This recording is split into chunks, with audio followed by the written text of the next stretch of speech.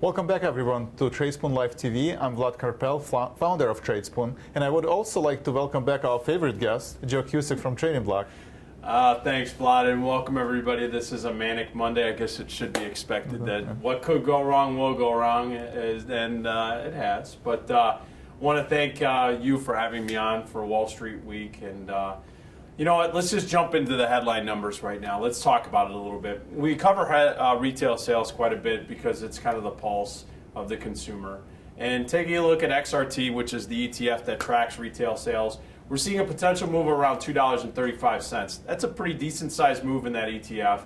And the Z-score, which is if you take the mean or that middle number for implied volatility, coming in at 1.72. That means that basically it's pricing in the potential of almost 1 3/4 standard deviation move from its mean. That's a huge pop in implied volatility, and we've seen that across the board in all of the different sectors. And as a matter of fact, we've seen that these offensive sectors are getting beat up pretty badly these days.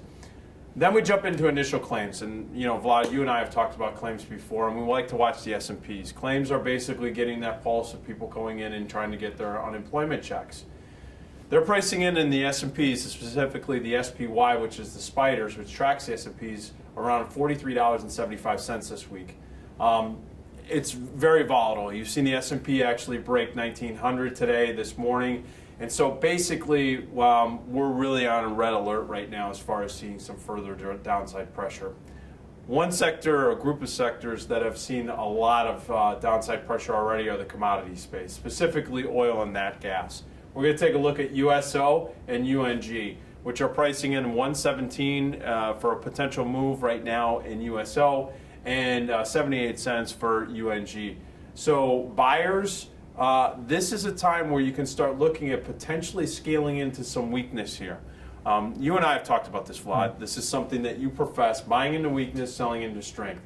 There's an opportunity in this sector, these two sector ETFs, and specifically in this commodity space of the energies. Take a look at that.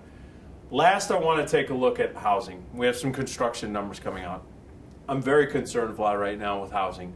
The ETF that tracks the construction sector for home builders is XHB.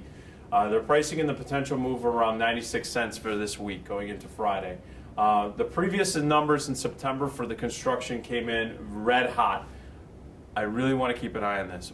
But if we see that this sector comes under pressure, if we see that construction is starting to slow down, that is a sign that there could be a deeper rift right now. And I say deeper, meaning in the middle term or short term in economic growth. And so, again, if you see a 1900 break or on the S&P and it holds today, Vlad, I'm telling you, you could see 1850 real fast.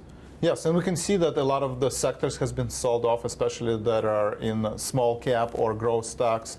In terms of energy, we reached that $85 level.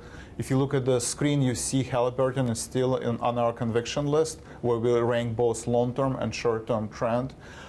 So be sure to look at our upcoming webinars, to look at some of the discussions of the most recent picks we had, and how to hedge yourself and how to mitigate your downside risk. Also, you will be able to attend our webinars. We have webinars on Wednesday. We have a webinar on Friday that we talked about earnings season, especially this week. We're going to have a lot of announcements in the earnings space. So be sure to look at our social media channel. Be sure to look at our upcoming webinars on Tradespoon site, and we will see you next week.